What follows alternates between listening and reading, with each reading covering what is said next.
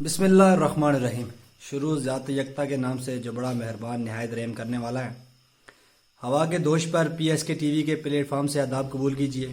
آپ سب پر سلامتی ہو، خوش رہیں، آباد رہیں، محبتیں بانٹتے رہیں۔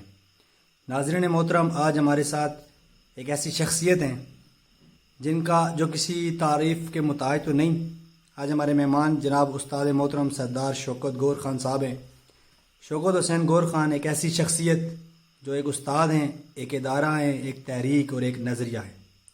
شوکت گور خان ایک ایسا نام جو بیک وقت علم، اصول، کردار، کھیل، جدوجہد اور استقامت کی علامت ہے، جنہوں نے اپنی پوری زندگی تدریس، اساتذہ کے حقوق اور سیاسی وفاداری کا ایک ہی نظریے پر گزار دی۔ شوکت گار صاحب کے اسکول میں سخت مزاجی کے ساتھ شفقت، محبت بھی مشہور تھی، اور آج آپ کے ہزاروں شاگرد کامیاب زندگی گزار رہے ہیں، جن میں کئی علماء، اساتذہ، محکموں میں افسران اور مختلف تنظیمات کے رہنما ہیں۔ والی بال کا میدان ہو، کیرم بورڈ ہو یا کرکٹ کا کھیل ہو، یادگار دور گزارا ہے۔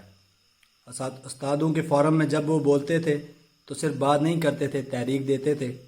سیاست میں اصولوں پر ڈٹے رہے، چاہے جیت ہو یا ہار، اپنا موقف ہمیشہ واضح رکھا۔ بہت شکریہ استاد محترم آپ کا وقت دینے کا۔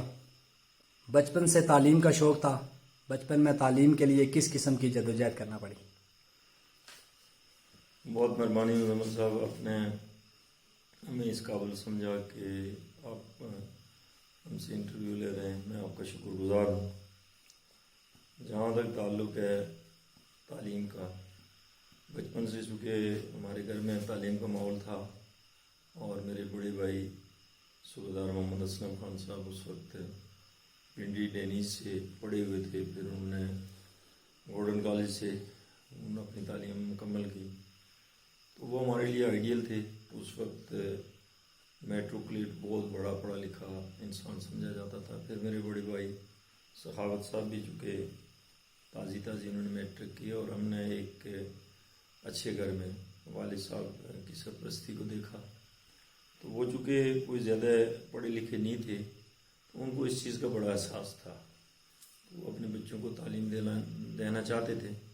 اس حوالے سے ہم نے چونکہ گھر میں بڑے بھائیوں سے بھی، بلکہ ہماری بہنیں بھی ہیں وہ بھی پڑھی لکھی تھیں، تو یہ ہمیں گھر سے ایک ماحول ملا پڑھنے لکھنے کا، تو یہ ہمارا شوق بھی تھا اور ہماری گھرولی یوں سمجھ لیں کہ روایت بھی تھی۔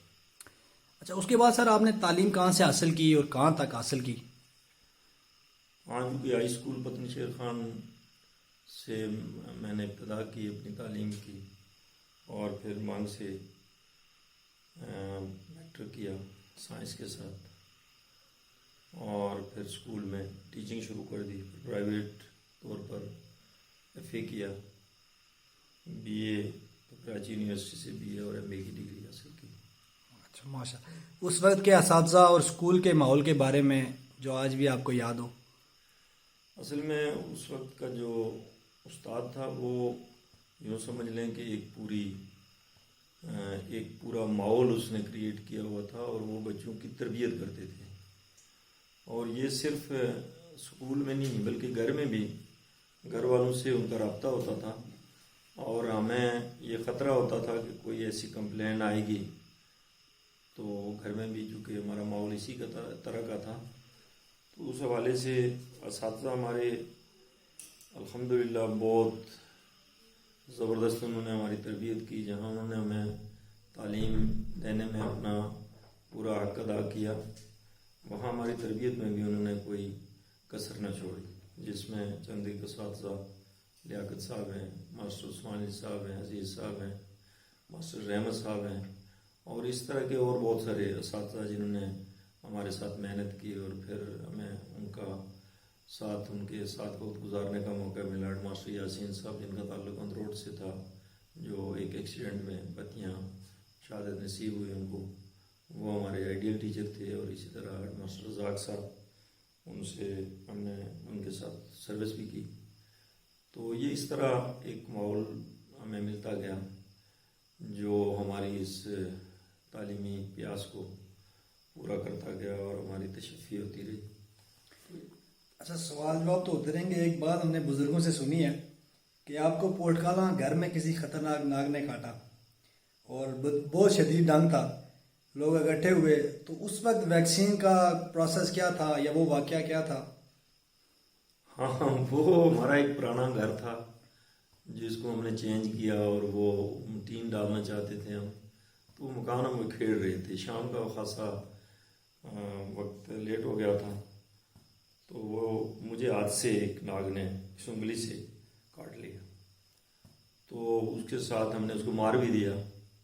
تو وہاں ہمارے ایک ریشی ہوتے تھے، یہ بوٹ والے امین صاحب ہیں، ان کے والد ہوتے تھے، ان کے لیے کہتے تھے کہ وہ دم بھی ڈالتے ہیں، اور ہم وہاں سے سیدھے ان کے گھر چلے گئے، اور وہاں مجھے انہوں نے کوئی مٹی دی کہ یہ کھائیں، تو میں چونکہ بنیادی طور پہ والد صاحب عقیدے کے لحاظ سے بڑے توحیدی تھے، تو میں نے کہا میں مٹی نہیں کھاتا، یہ اس طرح نہیں ہو سکتا، تو میں نے نہیں کھائی وہ بلکہ ان کی 2 بیویاں تھیں، تو وہ آپس میں کہنے لگی، میرے بڑے بھائی بھی جوانی میں فوت ہو گئے تھے الطاف صاحب، تو انہوں نے کہا بیچارہ پہلے ان کا ایک بیٹا بڑا جوان فوت ہو گیا تھا، آج یہ بھی سمجھنے کے گیا۔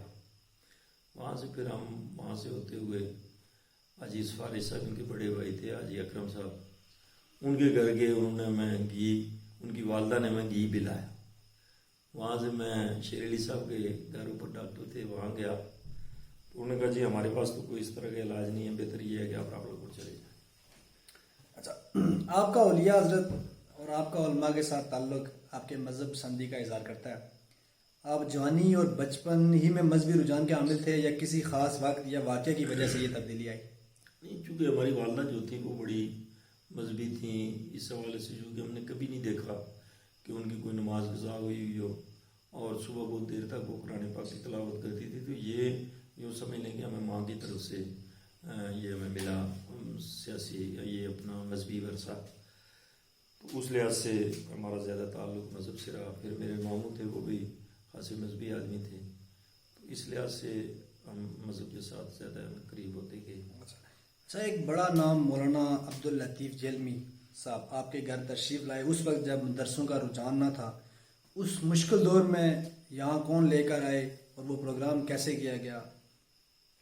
ہاں، وہ اس وقت ہم پڑھتے تھے، میں چھوٹا تھا اس وقت، اور کوئی سڑک کا کوئی طریقہ نہیں تھا، کوئی سڑک نہیں تھی یہاں، آزاد وطن سے پیادل لوگ آتے جاتے تھے یا مانگ سے، تو یہاں نکا بازار سے حافظ یامین صاحب چونکہ شاگرد تھے مولانا عبداللطیف جیلمی کے، تو وہ یہاں یہ حق 4 یار کا کوئی اس وقت یہ جو آج کل شیعہ سنی کا وہ یہ کنسپٹ وہاں سے انہوں نے یہ یہاں آئے، تو انہوں نے کہا میں یہاں کوئی اس طرح کا جلسہ کروانا چاہتا ہوں، تو جگہ چاہیے جہاں مولوی صاحب ٹھہریں گے، تو والد صاحب نے کہا ٹھیک ہے ہمارے گھر میں وہ ٹھہریں، کوئی مسئلہ نہیں ہے، تو وہ ان کو لائے، وہ چونکہ ان کے استاد تھے وہ وہاں سے ان کو لائے، اور چونکہ یہاں کوئی اس طرح کا سسٹم نہیں تھا، نہ بجلی تھی، تو یہ بیٹری اور یہ جو سپیکر کی بالٹیاں ہیں یہ آزاد وطن سے ہمارے مجید صاحب ہیں فوت ہو گئے، غازی عبدالحسین صاحب کے بیٹے، یہ اس وقت جوان تھے، یہ اور کچھ ان کے ساتھی جو اس عمر میں تھے وہ وہاں سے اٹھا کے لے آئے، بیٹری بھی اور وہ بالٹیاں بھی جو سپیکر کے طور پر استعمال ہوئی، تو پھر یہ سارا ایریا خواتین جو ہیں وہ ان ہمارے کھیتوں میں بیٹھی ہوئی تھی، مسجد میں وہ سپیکر لگے، اور مولوی صاحب نے یہاں خطاب کیا، رات کو ہمارے پاس رکے، اور صبح پھر ان کو بہت سارے جلوس میں براستہ آزاد وطن لے جایا گیا، اسی طرح جیسے لایا گیا تھا اسی طرح ان کو سیاف کیا گیا وہاں۔ اچھا، ماشاء اللہ۔ اچھا، اس دور میں لڑکے چھپتے بھی تھے، کوئی ایسا گروہ جنہوں نے اسکول غیر حاضری میں اپنے نیکسٹ چھوڑے ہوں، بعد میں پھر پکڑا گیا ہو؟ اصل میں بہت سے، چونکہ صابر صاحب اور میں نے بڑا وقت اکٹھے گزارا، تو یہ زیادہ لڑکوں کو دوڑ کے پکڑ نہیں سکتے تھے، تو میں تھوڑا پھرتیلا تھا، میں پکڑ لیتا تھا لڑکوں کو، تو پھر جب کہیں کالے پڑ میں ان کی کوئی وہ کمین گاہ پتہ چلتا کہ وہاں ہیں، تو پھر میں وہاں چھاپا مار کے ان کو پکڑ کے لے آتا تھا، اور مختلف ادوار میں، بلکہ جہاں کہیں ٹیچر سے کوئی اس طرح کی صورتحال ہو تو مجھے ڈپیوٹ کرتے کہ آپ ان کو پکڑ کے لے آئیں، ہم نے کوشش کی کہ ان کو ٹھیک کرنے کی۔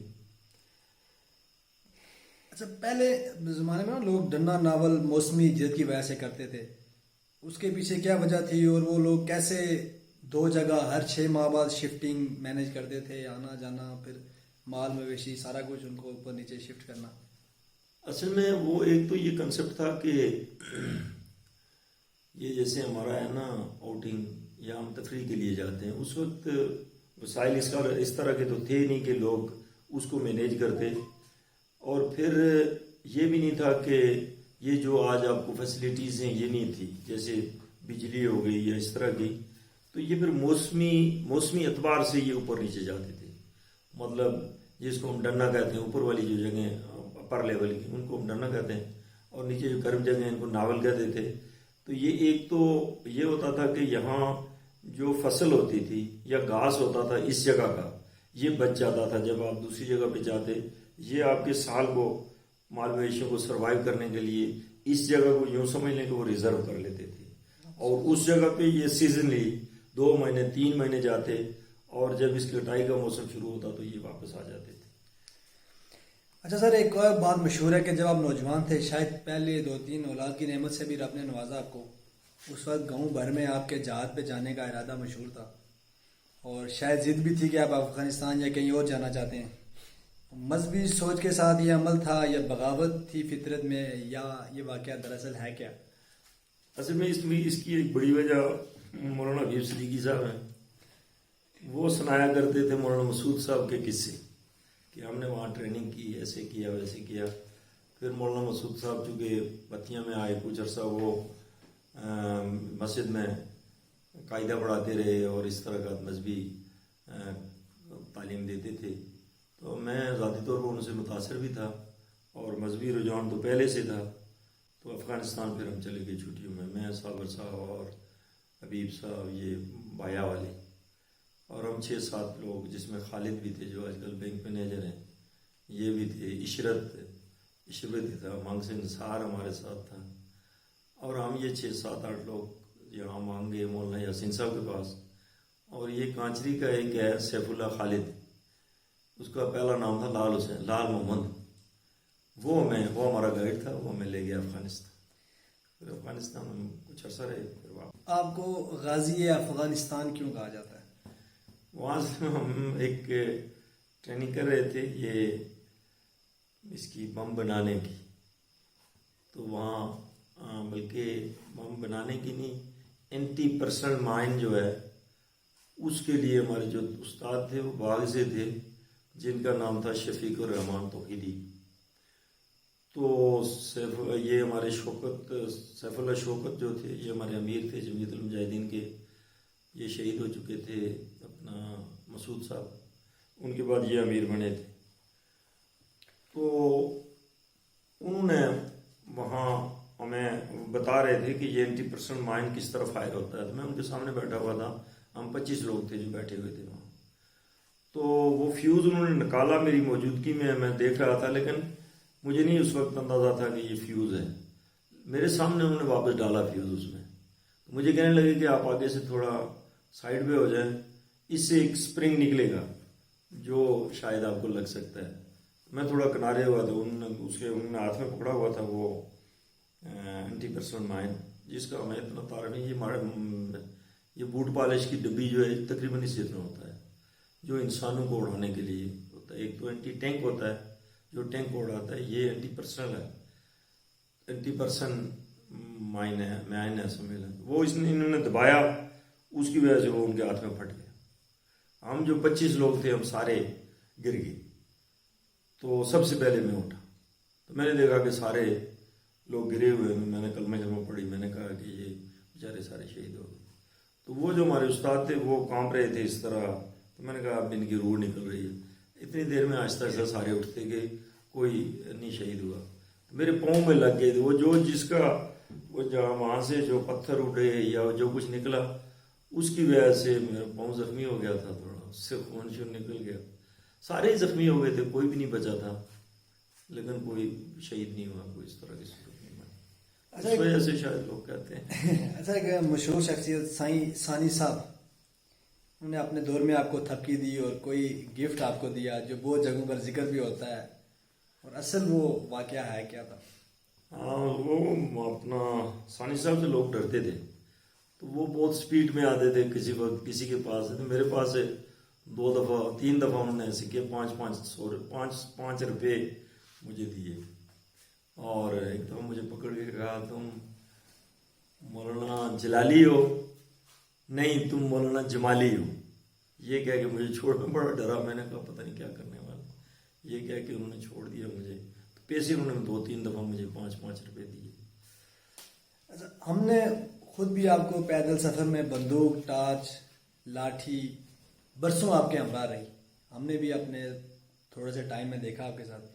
اس طرح کے اسلحے کے ساتھ سفر کرنا آپ کا شوق تھا، خطرہ تھا، یا کوئی دشمن داری تھی؟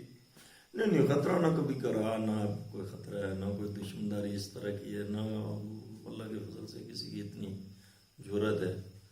وہ اصل میں میرا شوق تھا۔ میرے ابا جی چونکہ رفل استعمال کرتے تھے تو میں ان کو کاپی کیا کرتا تھا، بڑا شوق تھا کہ میں بھی رفل، تو پھر میں شکار میں لگ گیا۔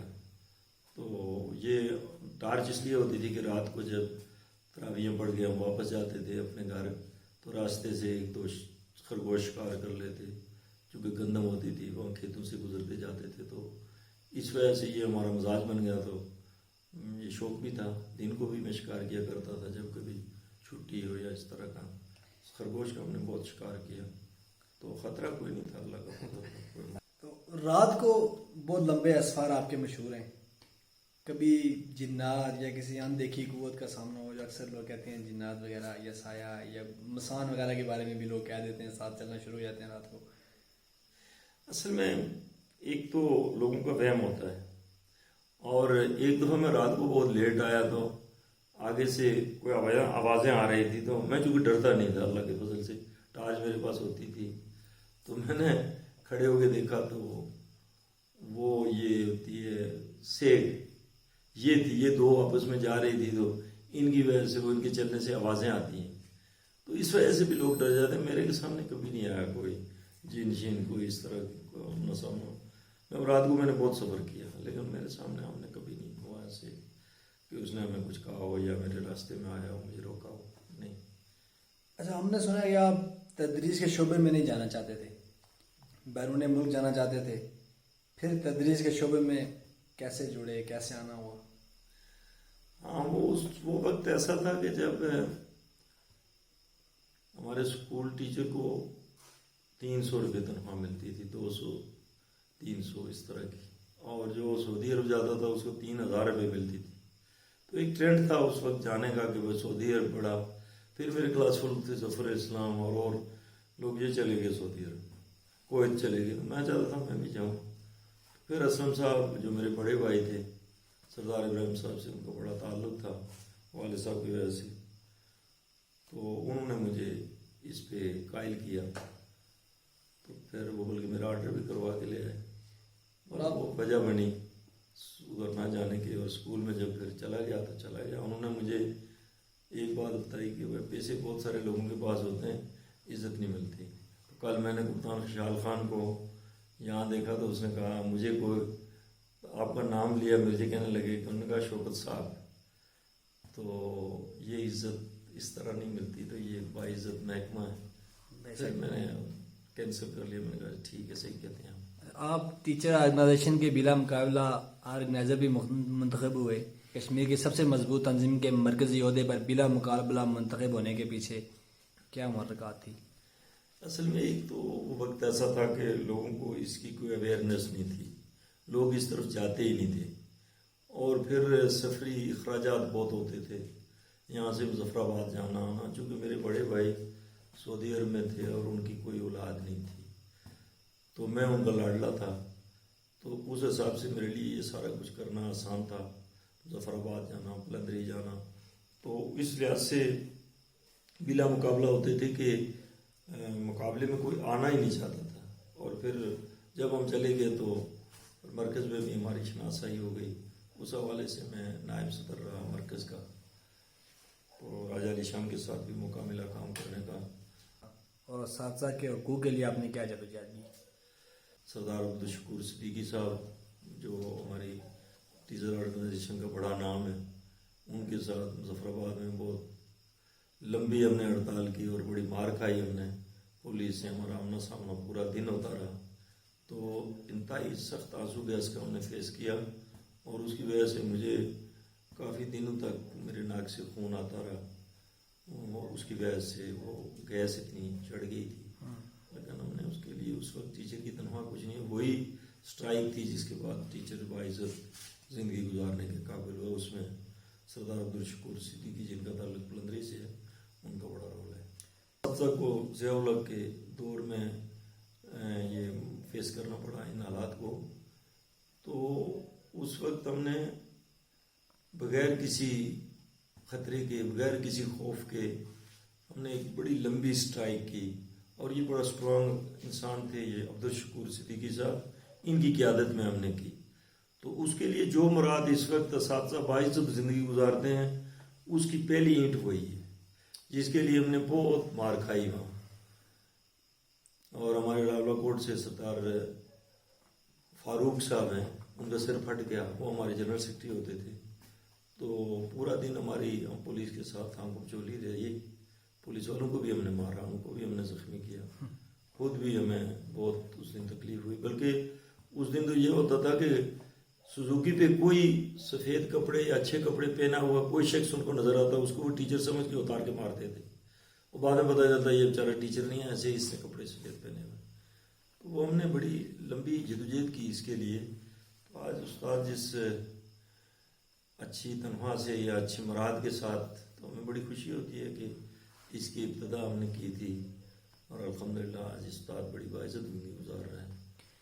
اچھا، یہ اسلام نگر مسجد کے سامنے جو پانی والی ٹینک ہے، اس میں ٹینک کے پاس جو قبرستان ہے، اس میں کون لوگ دفن ہیں، اور آپ کی یادداشت کا یہ قبرستان ہے یا؟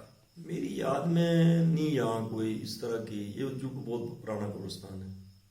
اور اس میں ایک ہماری بزرگ خاتون تھی، ان کے نام سے یہ قبرستان مشہور ہے. جٹی مائی ان کا نام تھا، وہ کہتے تھے کہ جٹی مائی یہاں دفن ہے. بس اس حد تک ہم اس کو، بہت پرانا قبرستان ہے، ہمارے دور میں یہاں دفن نہیں ہوتے تھے لوگ.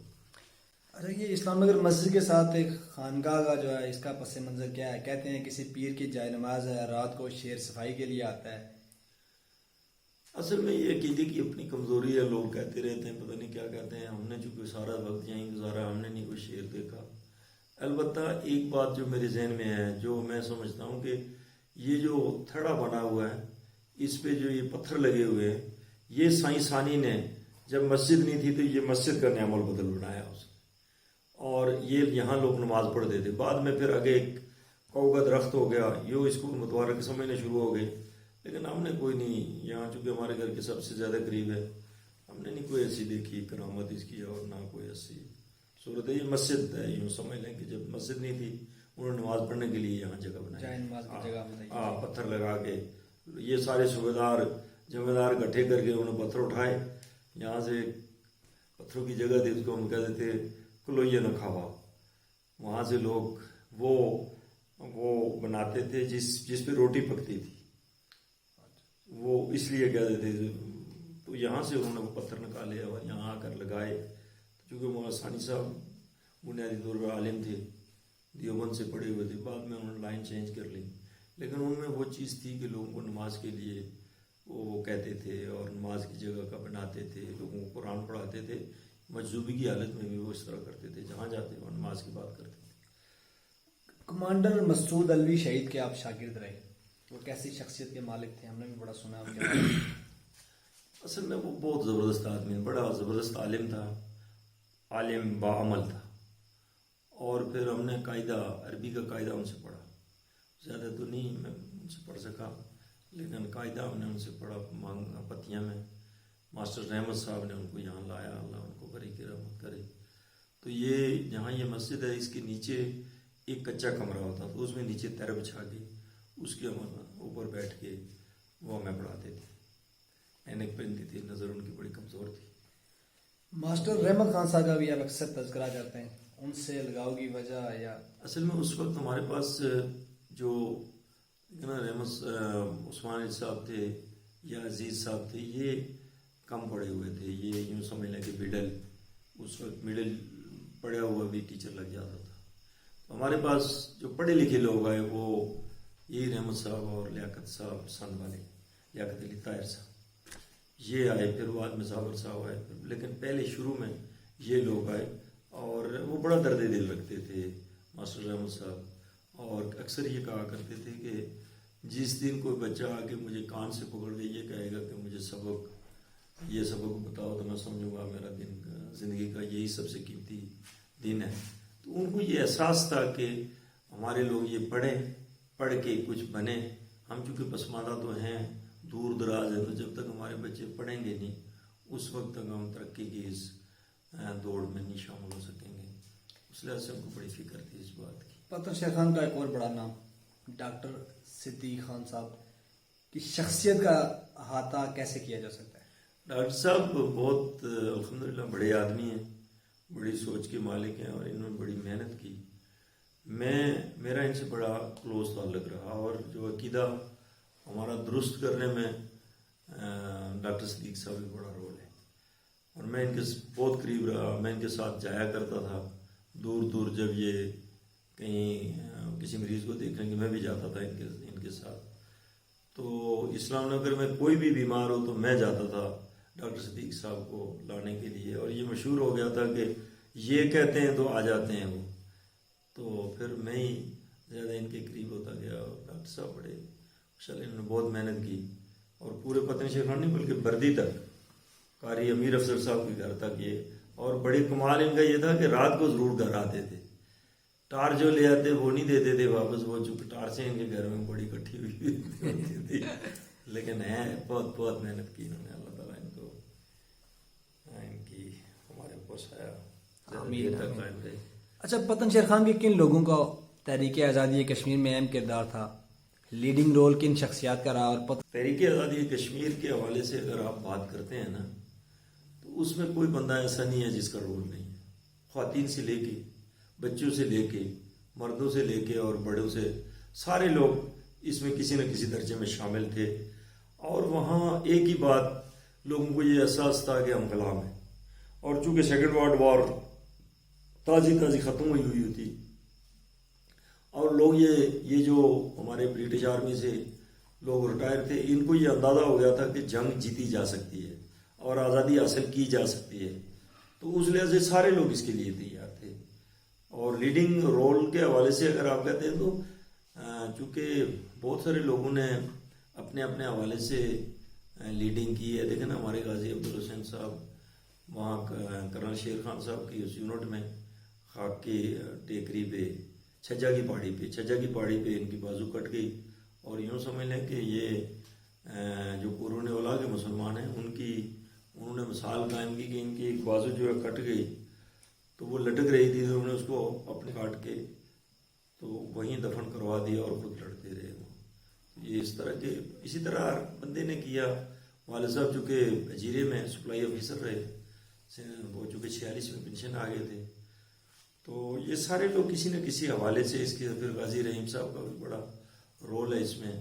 پھر سرلے کے وہ تیراک ہیں 10-12 لوگ، ان کا بڑا رول ہے، انہوں نے اپنے ہتھیار اس طرف لانے میں بڑا رول پلے کیا۔ یہ ہمارے تایا صاحب تھے، ایک نور محمد خان، یہ کسٹم میں نوکری کرتے تھے، انہوں نے بھی بڑے تیراکی کی۔ اور اسی طرح سرلے سے مولی محمد خان صاحب تھے، اور یہ اسماعیل خان صاحب تھے، یہ اسی طرح یہ محمد سید خان صاحب تھے، ان کا بیٹا تھا اکبر حسین اکبر خان، یہ جو فارسٹر ہیں منظور صاحب ان کا والد، یہ بڑے زبردست تیراک تھے یہ لوگ۔ یہ مولی محمد خان صاحب نے تو یہ لکڑی کی بندوقیں بنا کے دی تھی لوگوں، یہ جو ٹریننگ کرتے تھے کھوکھرال میں، یہ مولی محمد خان صاحب جو فائد صاحب کے والد ہیں، انہوں نے بنا کے لوگوں کو دی تھی، اور یہ لکڑی کی تھی، کوئی باقاعدہ رفل نہیں تھی، لیکن ان کی شیپ تھی رفل کی طرح کی تھی۔ اچھا، تیراکی تو خیر آپ جانتے ہوں گے، تو آپ کے وقت میں مشہور جگہیں کون سی تھی تیراکی کی؟ تیراکی ہمارے لیے تو اس وقت جو لازمی تھی، ایک تو یہ نیچے ہم جب جاتے تھے تو یہ بائنسن، یہاں بھی ہم بہت بڑا یہاں تھا، آج کل تو آپ نہیں نظر آتا۔ اسی طرح کالے سن میں پھر روڈان، اوپر ایک بہت بڑا تھا جس کے اگر وہ نالا چڑھا ہوا ہو، اس میں پانی زیادہ آ جائے تو اس کے اندر سے گزرنے کی جگہ ہوتی تھی، نیچے سے راستہ تھا، لوگ گزر جاتے تھے اس کے نیچے سے، اور اس سے اوپر سے ہوتے لوگ چھلانگیں لگاتے تھے۔ میں نے تو نہیں کبھی وہاں سے لگائی، لیکن بہت اونچی جگہ تھی۔ تو پتن شیر خان میں ٹبر جو ہیں وہ کون کون سے آباد ہیں؟ ٹبر تو بہت سارے آباد ہیں، لیکن زیادہ اولاد ہیں کنبوں پتوں کی، تو جو یہ اولاد ہیں چنڈے دادے کی. یہ دھنگڑ اور چنڈا میرے کی اولاد ہے. یہ چنڈے کے 2 بیٹے تھے, ایک کنبو اور دوسرا فتح محمد خان اور کنبا اس کی آگے اولاد ہے. اور اسی سے چھوٹے چھوٹے پھر ان کے آگے جو ان کے ساتھ مزارے تھے وہ بھی ان کو جس طرح آپ کو زمین وراثت میں ملتی ہے, پہلے زمانے میں یہ ہوتا تھا کہ جس طرح آپ کے باپ کی زمین آپ کو تقسیم ہوتی ہے اسی طرح مزارہ بھی تقسیم ہوتا تھا. جیسے ہمارا دادا جو تھا عبداللہ دادا, جس کی اولاد میں یہ اپنا درویش اور جمال اور سکال یہ 3 بیٹے تھے اس کے, تو اس نے جب مزارے تقسیم کیے تو درویش دادے کے حصے میں یہ بٹی آئی, اور ہمارا جو سکال دادا تھا اس کے حصے میں ملک آئے, اور اسی طرح جو یہ تھا جمال جس کو جمع کہتے ہیں جمع دادا, اس کے حصے میں یہ نائی آئے. تو اس طرح کی یہ تقسیم ہوتی تھی باقاعدہ کہ ایک یہ کریں گے کہ یہ ایک کپڑے بنائے گا, ایک جوتیاں بنائے گا اور ایک بال کاٹے گا. یہ تینوں بیٹوں کو انہوں نے باقاعدہ جس طرح زمین دی اس طرح مزارے بھی ان کو حصے میں دیے تھے. تو یہ کنبو, فتو, نتھو, گاما, رجوال, جمیال, درویش, کال, چپ, جو بزرگ گزرے ان کی قبروں کے بارے میں کوئی پتہ ہو کہ کہاں کہاں ہیں؟ یہ اصل میں بہت پرانی بات ہے. ایک تو کنبو فتو کی یہ قبر تو بتیا میں ہے, تو آگے یہ جو چھوٹے ہیں یہ ان کی اولاد ہے. سکال دادے کی تو یہی ہیں ہمارے نزدیک ادھر. تو اسی طرح ہر گاؤں جہاں جہاں آباد ہیں دادے کی قبر وہیں ہے تقریباً. وہاں جو پرانے قبرستان ہیں انہی میں, جیسے جمع دادے کے نیچے یہ جو جمینو موڑا ہے اس کے اوپر یہ جمیلوں کا جو ایریا ہے ادھر اس کی قبر یہاں ہے. تو ہمارے دادے کی ادھر ہے, تو درویش دادے کی ادھر ہے. یہ اس طرح کی تقسیم ہے. تو آپ کے اپنے شاگرد بھی اب جید علمہ میں شامل ہیں, لیکن آپ کے پسندیدہ علماء جو ہیں اسکالرز وہ کون رہے ہیں؟ اصل میں اس وقت جب ہم نے جو ہوش سنبھالی تو یہاں 2 نام سنے جاتے تھے, ایک مولانا عبدالعزیز تھراڑوی کا اور دوسرا مولانا شیخ الحدیث مولانا یوسف صاحب کا. تو پھر میں زیادہ متاثر جو کیا وہ مولانا یاسین صاحب کا, چونکہ یہ مانگ میں ہوتے تھے, ان سے ہمارا آنا جانا ہوتا تھا, تو بڑے درویش انسان تھے. اس کی وجہ سے بھی ہمیں بڑا ان سے متاثر بھی تھے, اور وہ اچھے علماء کرام سے کرام میں شامل تھے. اسی طرح یہ مولانا عبدالخالق صاحب ہیں, مولانا سعید صاحب ہیں نکے والے, پھر یہ یامین صاحب ہیں وہ بھی ہمارے استاد رہے یہاں, چونکہ وہ پڑھاتے رہے بڑے وقت. پھر ایک یہ یہاں سے تھے ناڑوڑی سے مولانا حنیف صاحب, وہ بھی ہماری مسجد میں یہاں پڑھاتے رہے. اس طرح کی صورتحال تھی. تو اس اسلام نگر مسجد کی بنیاد کب رکھی گئی؟ بنیادی نمازی کون لوگ تھے اور پہلے امام مسجد کون تھے؟ اور پتن شیر خان کی سب سے پہلی عیدگاہ کون سی تھی؟ اصل میں پتن شیر خان میں یہ جو پہلی جو آپ نے بات کی کہ اس مسجد کا سنگ بنیاد کب رکھا گیا, یہ بہت پرانی بات ہے. یہ والد صاحب کے دور میں ہی رکھا گیا, اور یہاں کے پہلے عالم جو تھے وہ مولانا یہ ہمارے شریف صاحب اور مولانا امیر ان کے بڑے بھائی تھے. یہ 2 بھائی تھے, یہی پڑھاتے تھے. ایک درونیا میں پڑھاتا تھا, اور شریف صاحب یہ جو حبیب صاحب کے والد تھے یہ پڑھاتے تھے یہاں. پھر بعد میں ادھر دوسری طرف سے لوگ آتے, یہ جو کہ باقاعدہ کوئی عالم نہیں تھے. اسی طرح کسی باہر سے چونکہ یہ آئے تھے تو اس وقت یہی سمجھا جاتا تھا کہ یہی مذہبی لوگ ہیں. تبلیغی جماعت کے ساتھ تعلق؟ تبلیغی جماعت سے نہیں ان کا تعلق تھا, لیکن یہ تھوڑے عظمت شاہ کے ماننے والے تھے. تو اس لحاظ سے تو چونکہ یہ جو قاضی فیملی ہے یہ یہاں آئے, اور انہوں نے یوں سمجھ لیں کہ دینی تعلیم یان, جیسے مولانا مسعود صاحب کے دادا تھے وہ انہوں نے نصرہ مولانا نصرہ ان کے آگے بیٹے تھے یہ 4-5, جن میں مولانا شریف الدین صاحب, فروز الدین صاحب 2 عالم تھے, اور باقی کوئی آرمی میں تھے, اور کوئی اس طرح کا. انگلینڈ میں رفیق صاحب وہ بھی ان کے بیٹے تھے نصر الدین صاحب کے. تو علم زیادہ ہی نہیں کی وجہ سے مذہبی علم یہاں آیا. یہ ان کے چاچا زاد بھائی تھے شریف صاحب اور امیر حسین صاحب. تو پہلی عیدگاہ پتن شیر خان کی اصل پہلی عیدگاہ کوئی ایک جگہ نہیں تھی, پہلی عیدگاہ سردیوں کی جو عید تھی وہ اسلام نگر میں پڑھی جاتی تھی، اور گرمیوں کی جو عید تھی وہ بتیاں اوپر جو صوبیدار مجر ولایت صاحب کا گھر ہے، جہاں آج کل شہزاد کا گھر بنا ہوا ہے، یہ عیدگاہ تھی ہمارے، یہاں لوگ جا کے عید پڑھتے تھے شروع میں۔ بعد میں پھر اسکول میں آ گئی، جب ہم نے پڑھنے کے قابل ہوئے تو ہم نے دیکھا یہ اسکول میں تھی، پہلے یہ اوپر، پھر یہ دونوں سیزن کے اوپر ہی چلی گئی، پہلے ایک نیچے ہوتی تھی ایک اوپر ہوتی تھی، اسکول اور سے دو ہی جگہ ایک ہی جگہ عید پڑھی جاتی تھی، یا اسلام نگر میں یا بتیاں، باقی کہیں نہیں پڑھی جاتی تھی۔ اچھا، اسکول سے یہ جو مسلم آباد اسکول بہت قدیم ادارہ ہے، اس وقت یہاں ادارہ قائم ہونے کی منطق کیا تھی؟ دریا کے قریب، پھر جنگل بھی ہوا ہوگا، تو اس جنگل میں یہ سمجھیں ادارہ، اس کی کیا منطق تھی؟ اصل میں وہ یہ جو ادارہ تھا یہ بھی سیزن کا تھا، یہ یہاں نہیں تھا پکا۔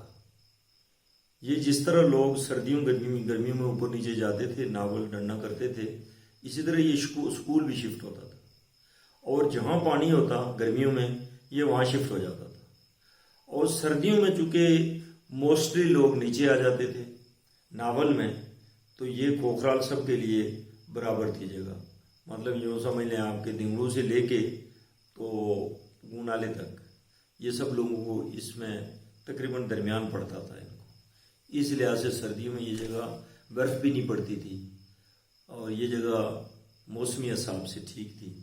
اور پھر سب سے بڑی وجہ جو عام شاید لوگوں کو نہیں پتا، کہ یہاں 7 بیڑی پڑتی تھی، جو ہمارے رسل و رسائل کا واحد ذریعہ تھا۔ پاکستان تو نہیں تھا اس وقت، لیکن بر صغیر پاک جانے کے لیے یہ کوفٹی ایک مارکیٹ یوں سمجھ لیں تھی، یہاں سے کھاوڑا نزدیک، کھیوڑا نزدیک تھا، اور وہاں سے لوگ نمک لاتے تھے، چونکہ واٹر سسٹم تھا اس وقت، یہاں سے لوگ گھی لے جاتے، وہاں جا کے گھی دیتے، وہاں سے نمک لاتے، اور یہ نمک لے جا کے راولا کوٹ اور اس سے آگے دیتے، اور وہاں سے مکئی لے آتے۔ یہ واٹر سسٹم یعنی چیزوں کے بدلے میں چیزیں ہوتی تھی، پیسے نہیں ہوتے تھے۔ تو یہ چونکہ دریا کے قریب جو علاقہ ہے یہ زیادہ آباد اس وجہ سے تھا کہ یہاں بیڑی پڑتی تھی، لوگوں کے آنے جانے کا راستہ یہی تھا۔ کا اسکول دور میں ماسٹر صاحب کے ساتھ تعلق، اور گاؤں میں سردار لیاقت علی خان صاحب کے ساتھ رفاقت، دوستی، تعلق بہت مشہور رہا۔ کیا یہی دو لوگ آپ کے رفقا رہے، یا صرف دو مشہور زیادہ ہوئے، اور ان مشہور ہونے کی وجہ کیا تھی؟ نہیں، اصل میں تعلق ہم نے اللہ کے فضل سے ہم نے دوستیاں بہت پالی، اور بہت دوست بنائے اللہ کے فضل سے، اور وہ بڑے وقت تک آج تک ہمارے وہ دوستی قائم ہے۔ اصل میں صابر صاحب چونکہ ہمارے سینئر تھے، اور میرے بڑے بھائی کے یہ کلاس فیلو تھے، اور پھر والد صاحب اور صابر صاحب کے والد خالہ زاد بھائی تھے، اور یہ بہت عزت احترام کا ہمارے درمیان رشتہ تھا۔ تو صابر صاحب کو میں نے کبھی صابر صاحب نہیں کہا، بلکہ ہم ان کو لالا کہتے تھے، وہ مجھے پٹا کہتے تھے۔ تو یہ ہمارا ایک تعلق تھا، جس وجہ سے اسکول میں کوئی نام ہم نے کبھی نہیں نام لیا ان کا، یا انہوں نے میرا کبھی نام نہیں لیا۔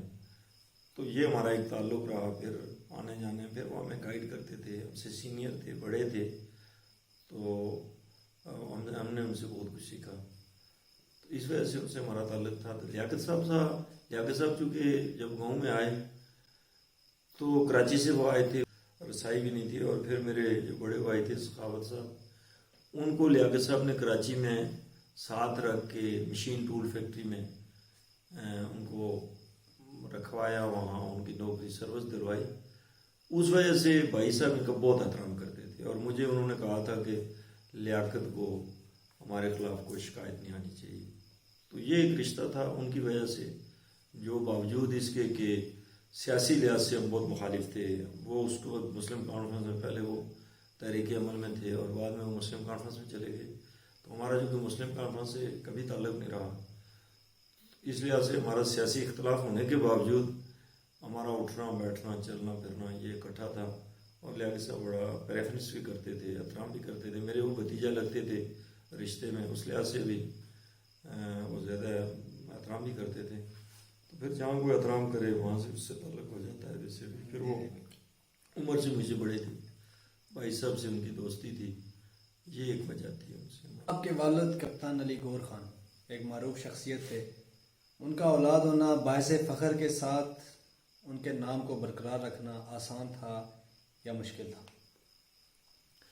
اصل میں جس شخص کا باپ کو پہلے سے بہت مشہور آدمی ہو، بڑا آدمی ہو، اور اس کو سنبھالنا کافی مشکل ہوتا ہے، تو اس کے باوجود ہمارے لیے یہ بڑی قابل فخر بات تھی کہ ہم اس باپ کی اولاد ہیں، اور پھر بڑے باپ کا بیٹا ہونا ہمارے لیے بڑے فخر کی بات ہے۔ پھر ہم چونکہ ہم نے اس کو برقرار رکھنے کی اپنی پوری کوشش کی، بہرحال کس حد تک کامیاب ہوئے یہ تو کوئی آنے والا ہی بتائے گا، لیکن ہم نے اپنی طرف سے کوشش ضرور کی کہ ان کے نام پہ کوئی حرف نہ آئے۔ اچھا، ان کا تحریک آزادی کشمیر میں کیا کردار تھا؟ اور ان کے حوالے سے ایک اور بات مشہور ہے کہ انہوں نے سڑک لینے سے انکار کر دیا تھا۔ ہاں، یہ چونکہ 46 میں وہ تازے پنشن آئے تھے تو فوراً جنگ شروع ہو گئی، تو یہ چونکہ میں نے پہلے بھی شاید ذکر کیا کہ یہ سپلائی میں تھے آرمی میں، اور جو لوگ جس محکمے میں تھے اس کو یہاں وہی محکمہ دیا گیا تھا، تو یہ نجیرے میں سپلائی آفیسر رہے، سپلائی میں ایز اے سپلائی آفیسر کام کرتے رہے، تو جو جنگ بندی ہوئی تو پھر انہوں نے چھوڑ دی، آگے گھر واپس۔ سڑک کے حوالے سے یہ بات بالکل صحیح ہے کہ انہوں نے غلام آباد کی سڑک نہیں لی، اور اس وقت چونکہ آپ کو نہیں پتہ شاید کہ سردار ابراہیم خان صاحب وہ اکلوتے لیڈر تھے جن کے بارے میں کوئی یہ لفظ سن نہیں سکتا تھا کہ وہ ٹھیک نہیں ہے، تو یہ ایک سازش کے تحت غلام آباد کو لانچ کیا گیا، جس کی گارنٹی سردار صاحب نے دی۔ سردار صاحب جا کے اس کو لائے، اور ان کا خیال یہ تھا کہ ہم جب کل UN میں جائیں، کہیں جائیں، تو ہماری یہ بات سنی جائے کہ ایک وادی کا آدمی بھی ہے، ایک پونچھ کا آدمی بھی ہے، یہ سارے یوں سمجھ لیں کہ کولیکٹیولی وہ کہتے تھے کہ سارے مسلمانوں کی نمائندگی ہے، لیکن غلام عباس یہاں آ کے اس کے خلاف انہوں نے سازش شروع کر دی، اور والد صاحب کو انہوں نے پنڈی، یہ چونکہ پنشن پنڈی سے لیتے تھے، جس میں ڈاکٹر میرا اکبر صاحب، یہ جمشید صاحب کے والد بھی تھے، یہ والد صاحب کے ساتھ تھے، یہ گئے پنشن لینے کے لیے، تو وہاں غلام عباس ہے جہاں اس کا مزار ہے، یہ فیض آباد کے نزدیک، وہاں انہوں نے بلایا والد صاحب کو، اور وہاں جا کے ان کو کہا کہ میں آپ کو یہ سڑک دیتا ہوں پتن شیر خان سے، آپ کے بیٹے کو پنڈی کالج میں پڑھاؤں گا، اور آپ کا ہم کو وظیفہ مقرر کرنا چاہتے ہیں، تو آپ کا کام یہ ہے کہ آپ نے جب کہیں کوئی مجمع ہو، جب لوگ اکٹھے ہوں، تو آپ چونکہ سردار صاحب کے بارے میں تو ظاہر ہے آپ کوئی لفظ کہہ نہیں سکتے، لوگ سن نہیں سکتے ان کو، آپ یہ ساتھ کہہ دیا کریں کہ غلام عباس بھی اچھا آدمی ہے۔ تو والد صاحب نے کہا جی کہ جو سڑک مجھے قوم کے سودے میں دی جائے، سردار ابراہیم کے سودے میں دی جائے، ایسی سڑک پہ میں لعنت بھیجتا، ایسی سڑک میں نہیں لے سکتا۔ یہ بنیادی وجہ تھی کہ انہوں نے وہ سڑک اس وقت اس بنیاد پر چھوڑ دی کہ سردار صاحب کے خلاف بغاوت کرنے کو ان کو کہا گیا، اور پھر مولانا شریف صاحب جو مولانا مسعود صاحب کے والد ہیں، ان کو بھی راولہ کوٹ میں یہ آفر ہوئی کہ آپ ایک جمعہ پڑھا لیا کریں مہینے میں راولہ کوٹ، اور وہاں کوئی تھوڑی بہت بات ہمارے حوالے میں کر لیا کریں۔ تو مولانا شریف صاحب نے کہا کہ 25 گز لمبا عالم، اس کا دروازہ اگر میری مرضی سے نہ کھلے تو مجھے ہارٹ اٹیک مجھ سے ہو سکتا ہے، میں کسی کی مرضی سے کوئی بات کہہ نہیں سکتا۔ تو یہ وہ بنیادی بات تھی، یہ سودا بازی کی صورت میں، اور میں کہتا ہوں کہ والد صاحب کی جس فیصلے پہ ہمیں سب سے زیادہ فخر ہے وہ یہی، آج اگر وہ اس وقت وہ یہ سودا کر جاتے، آج لوگ ہمیں کہتے غداروں کی اولاد ہیں، تو یہ انہوں نے اس وقت وفاداری کی اور اچھا کام کیا، اس پہ ہمیں فخر ہے۔ اچھا، مہاراجہ ہری سنگھ کے ساتھ کشمیریوں کی جو مذاکراتی کمیٹی بنی، ان میں کپتان صاحب کی شمولیت کیسی ہوئی اور گفتگو کیا رہی؟ اصل میں وہ چونکہ یہ جو تھا اس واسرائے لارڈ ماؤنٹ بٹن، یہ چونکہ سارے برٹش آرمی کے افسران تھے، میجر چنو خان تھے، اس میں حسین خان تھے، یہ کوئی 22 افسر تھے جنہوں نے 15 دن تک مہاراجہ سے مذاکرات کیے، تو یہ مذاکرات ناکام ہو گئے، اور آخری دن والد صاحب، جیسے والد صاحب نے مجھے بتایا کہ اس دن مہاراجہ ہری سنگھ چونکہ بڑا باروب شخص تھا، اور ان کا چہرہ اگر آپ نے دیکھا ہے کہ اس کی فوٹو، بڑی بڑی موٹی موٹی آنکھیں اس کی، اور بڑا خوبصورت چہرہ، بڑا موٹا اور بڑا خوبصورت چہرہ تھا اس کا، تو وہ والد صاحب ذکر کیا کرتے تھے کہ اس کو فیس کرنا ہی بڑا مشکل ہوتا تھا۔ تو اس دن میں نے ان سے کہنے لگے، میری باری تھی، تو میں نے کہا ان سے کہ وہ کہنے لگے جی ہاں جی آپ کیا چاہتے ہیں؟ تو میں نے ان سے کہا جی کہ اگر اجازت ہو تو وہ بڑا جھٹکے سے اس نے سر ہلایا اور کہا کہ یہی پوچھتا ہوں. تو میں نے کہا جی کہ ہم تخت یا تختہ، یا ہم آزادی چاہتے ہیں یا مرنا چاہتے ہیں. تو اس نے کہا جی کہ میں تمہیں کٹھوعے سے مربے دوں گا. کٹھوعہ جو بہت اچھی جگہ ہے کشمیر میں، کٹھوعے سے مربے دوں گا، بڑی بڑی جاگیریں دوں گا، چھوڑو کس چکر میں پڑ گئے ہو. میں نے کہا جی نہیں ہمیں آزادی چاہیے. تو اس کے لیے پھر اس نے کہا کہ آخری اس نے جو ہمیں تھریٹ کی وہ یہ تھی کہ ہم تو چاہتے ہیں پتھر سے ٹکر لگائے کوئی، جو پتھر سے ٹکر لگائے گا اس کا اپنا سر پٹے گا. تو گورنمنٹ پتھر ہوتی ہے اور رعایا کیا کر سکتی ہے. تو اس کے بدلے میں پھر یہ سوچنا شروع ہوئے کہ ہمیں کوئی ایسا بندہ، چونکہ ظاہر ہے یہ برٹش آرمی میں کوئی زیادہ پڑھے لکھے لوگ نہیں تھے اس وقت، تو ان کا یہ خیال تھا کہ کوئی ایسا پڑھا لکھا آدمی مل جائے جو ہمیں ہتھیار لے کے دے اور ہم مسلح بغاوت کریں. تو اس کے لیے 2-4 لوگوں کے پاس یہ گئے جنہوں نے انکار کر دیا. تو پھر یہ سردار صاحب کے پاس گئے، چونکہ ان کو یہ اجازت تھی کہ سردار صاحب کے ساتھ مشورہ کر سکتے ہیں. تو پھر انہوں نے جو کہا وہ میں نے پہلے ذکر کر لیا اس کا. تو آپ نے بھی الیکشن لڑا، اس کے کیا محرکات تھے اور نتائج سے آپ نے کیا کیا؟ اصل میں ایک تو یہ جو الیکشن ہم نے لڑے بلدیاتی الیکشن، اس میں ہمارا یہ بنیادی طور پر خیال ہی نہیں تھا کہ الیکشن ہونے والے ہیں. ہم کہہ دیتے کہ یہ ایسے ہی کہتے ہیں الیکشن انہوں نے نہیں کرنے. جب مظفر آباد والے الیکشن ہو گئے 28 تاریخ کو، پھر ہمیں اندازہ ہوا کہ بھائی انہوں نے الیکشن کروانے ہیں. اور اس کے لیے ہماری کوئی اس طرح کی تیاری بھی نہیں تھی، لیکن گراؤنڈ ہم خالی بھی نہیں چھوڑ سکتے تھے. اور لوگوں کے لیے اہتمام حجت تھی کہ بھائی کل یہ نہ کوئی کہے کہ ہمارے پاس کوئی بہتر آدمی نہیں تھا اس لیے ہم نے غلط انتخاب کیا. تو ہمیں یہ پتہ تھا کہ ہمارے ساتھ کیا ہونا ہے. یہ کوئی ہمارے لیے کوئی اس طرح کی بات نہیں تھی کہ جس کا ہمیں نہیں پتہ تھا. لیکن ہم نے کہا کل کم از کم کوئی یہ نہ کہے کہ ہمارے پاس کوئی بہتر آدمی نہیں آیا اس لیے ہم نے اس طرح کے لوگوں کا انتخاب کر لیا. تو اس پہ ہمارا ضمیر اپنا مطمئن ہے. ہم نے اپنے آپ کو لوگوں کے سامنے رکھا، لوگوں کو نہیں سمجھ آئی تو یہ کم از کم ہمارا قصور نہیں ہے، یہ ان کا قصور ہے. تو ہو سکتا ہے کہ ان کو کسی وقت سمجھ آ جائے. تو ہم اس پہ مطمئن ہیں اپنی کارگزاری پہ بھی. اچھا، بانی آزاد کشمیر سردار ابراہیم خان صاحب سے آپ کا تعلق جو ہے اس کا تو آپ نے بتایا کہ کیسے قائم ہوا. تو یہ بتائیں کہ سردار ابراہیم خان اور ان کی اولاد کے ساتھ کام کرنے کا تجربہ کیسا رہا آپ کا؟ اصل میں یہ اتنا دیانتدار خاندان ہے. یہ صرف یہ نہیں کہ بھائی سردار صاحب سے ہمارا تعلق ہے، ان کی اولاد سے، چونکہ سردار صاحب سے ہمارا والد صاحب کا تعلق تھا اس کو ہم نے آگے چلایا.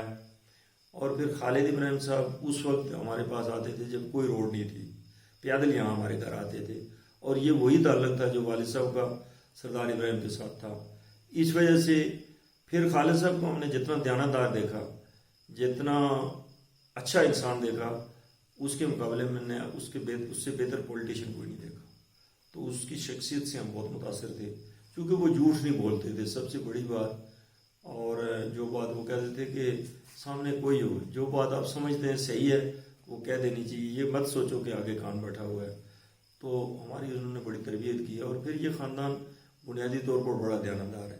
اور پھر انہوں نے یہ ملک بنایا، اپنا سارا کچھ سردار ابراہیم نے قربان کیا، اپنی نوکری قربان کی. اس وقت سب سے بڑی جو ڈپٹی ایڈوکیٹ جنرل تھے یہ سردار محمد ابراہیم خان، اور انہوں نے اس کو ریزائن کیا. پہلے ابراہیم خان، پھر خالد ابراہیم، اب حسن ابراہیم کے ساتھ چل رہے ہیں. تو یہ موروثیت درست ہے اور شخصیت پرستی بھی اچھا عمل کا سبق دے رہے ہیں، کیا یہ درست ہے؟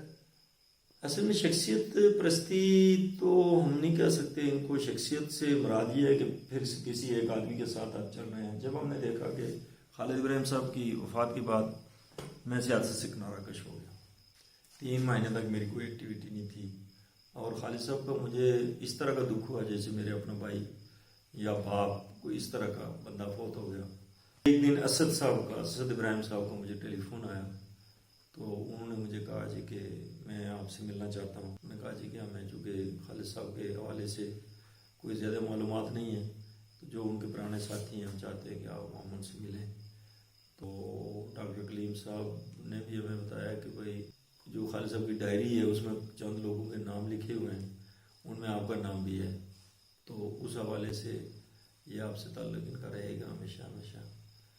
تو پھر ہم ان کے ساتھ ظاہر اس وقت سے پھر ایکٹیو ہوئے تھوڑا بہت. تو آج تک ہمیں ان سے شکایت کوئی نہیں ہے. ہماری عزت نفس کو کبھی انہوں نے مجروح نہیں کیا. اور جو لوگ باقی جماعتوں میں ہیں ان سے اپنے آپ کو کروڑ درجے بہتر سمجھتے ہیں. اور اس کی وجہ بھی آپ نے یہاں بھی دیکھا ہوگا، گاؤں میں بھی جو کوئی بات ہوتی ہے یہ سارے جو حکمران جماعت میں بیٹھے ہوئے ہیں ان سے ہماری بات زیادہ ویلیوبل ہے.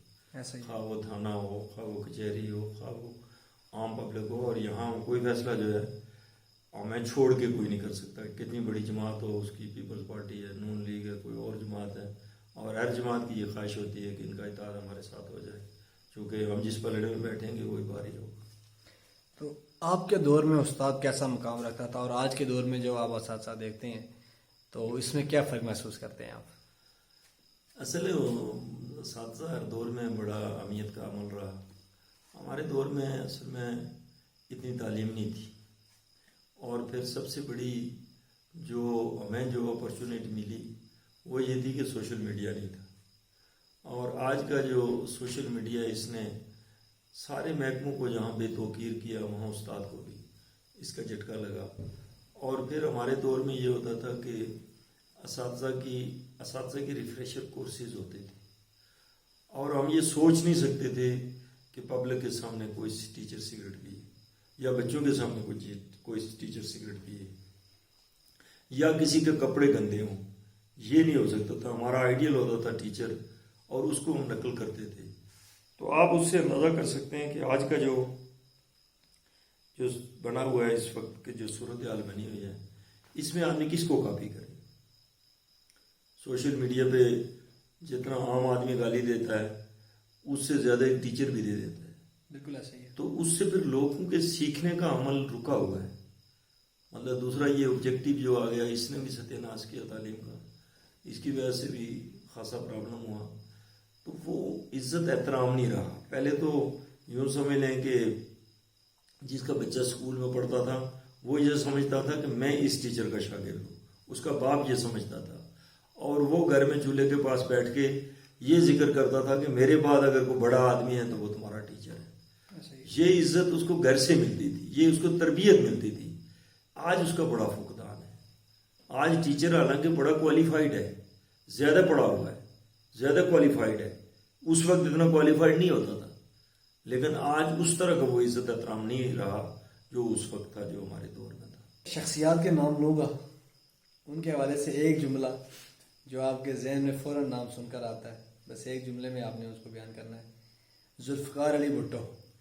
اصل میں ذوالفقار علی بھٹو بہت ذہین آدمی تھا، چالاک آدمی تھا، اور بڑی گرفت تھی اس کی پوری دنیا کے سسٹم کی.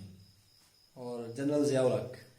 جنرل ضیاء الحق، چونکہ یہ ذوالفقار علی بھٹو کے ساتھ ہمارا ایک تعلق رہا، اس لحاظ سے کوئی ہماری اتنی زیادہ اچھی رائے نہیں ہے ان کے بارے میں، لیکن مذہبی لحاظ سے انہوں نے بہت چیزیں متعارف کروائی. بیوہ کے لیے بڑی مراد دی انہوں نے، اور بہت سارے ایسے کام کیے جو ملک کے لیے بہتر تھے، لیکن ہمارے لیے کوئی زیادہ اتنے آئیڈیل نہیں تھے ضیاء الحق. سردار ابراہیم خان. اصل میں سردار ابراہیم خان چونکہ ایک تو یہ سردار قوم ہے، اور پھر یہ ہمارے ہیرو ہے، گوریلا لیڈر ہے.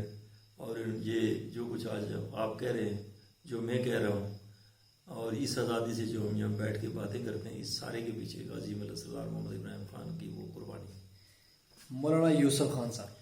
مولانا یوسف خان صاحب آج یوں سمجھ لیں کہ جو مذہبی طور پر ہمارا عام آدمی بہت ساری چیزیں سمجھتا ہے جو دوسرے علاقوں کی، جیسے میرپور ہو گیا، مظفر آباد ہو گیا، اچھا خاصا پڑھا لکھا بندہ بھی نہیں سمجھتا، اور اس کے پیچھے مولانا یوسف صاحب کا بڑا رول ہے.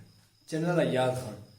جنرل ایاز اصل میں بڑا محنتی آدمی تھا، لیکن وہ جس وقت میں آیا، اور آج کل جو سیاست میں جو مشکلات پیدا کی ہوئی ہیں، یہ جنرل ایاز خان کی پیدا کی ہوئی ہیں. غازی شیر دل خان. غازی شیر دل خان ہمارے قبیلے کا، ہمارے خاندان کا بڑا نام ہے، اور چونکہ ایک اس کے بھائیوں کی بڑی قربانی ہے، 3 بھائی شہید ہوئے، اور اس کی ماں نے یہ کہا کہ کوٹلی فتح ہوا کہ نہیں، تو انہوں نے کہا جی کہ کوٹلی تو نہیں فتح ہوا. تو ان کی ماں چونکہ بیوہ تھی، اس نے کہا جی کہ اگر اس کا نام تھا شان بیگم، تو اس نے کہا کہ اگر کوٹلی فتح نہیں ہوا تو آپ واپس چلے جاؤ، ان کو میں دفن کر لوں، تم زندہ کیسے آ گئے. تو پھر شیر دل وہاں چلا گیا. بہت دلیر آدمی تھا. بعد میں اس بیچارے سے بڑا ایک ہی بیٹا تھا، وہ قتل ہو گیا. پھر وہ کرائسس کا شکار ہو گیا. سردار خالد ابراہیم. خالد ابراہیم صاحب کو ہم نے بہت سے قریب سے دیکھا اور میں یہ کہتا ہوں کہ یقین جانیں کہ وہ ایسا شخص تھا کہ 24 گھنٹے باوضو رہتا تھا. اچھا. اور میں یہ مقصود صاحب ہیں گورا والے جن کے گھر وہ چنجال علم رات کو وہاں رہتے تھے. وہ کہتے تھے 3 بجے اٹھ جاتے تھے اور یہ سارے قرآن پاک کی تلاوت کرتے تھے. ان کے مرنے کے بعد ہمیں پتہ چلا کہ 21 بار انہوں نے قرآن پاک ختم کیا ترجمہ کے ساتھ. عتیق احمد خان. عتیق احمد خان پہ بڑی محنت کی قیوم خان نے, لیکن یہ وہ سارا کچھ قیوم خان اس کا ڈوبتا ہوا خود دیکھ کے مرا. وہ 1 سیٹ پہ آیا. 35 سیٹیں تھیں جب خالد ابراہیم نے استعفیٰ دیا تھا ان کی اسمبلی سے, اور پھر 1 سیٹ پہ آ کے یہ رکے. تو عتیق خان کا کوئی اتنا اچھا دورانیہ نہیں رہا. یہ کرتے یہ یوں سمجھ لیں کہ اداروں کو کمزور کرنے میں عتیق خان کا بڑا ہاتھ ہے. اور آخری نام تنویر الیاس. یہ اصل میں بس ان کو رہنے ہی دیں تو زیادہ بہتر ہے. غیر سنجیدہ انسان ہے, اس کے بارے میں کوئی نہ یہ سیاسی ہے, بزنس مین ہے, اور اس حوالے سے سیاست میں جو اس نے آ کے گند ڈالا یہ ہماری روایات کے بھی خلاف ہے اور ہمارے یوں سمجھ لیں کہ ہماری ساری سیاست کو اس نے داغدار کر دیا.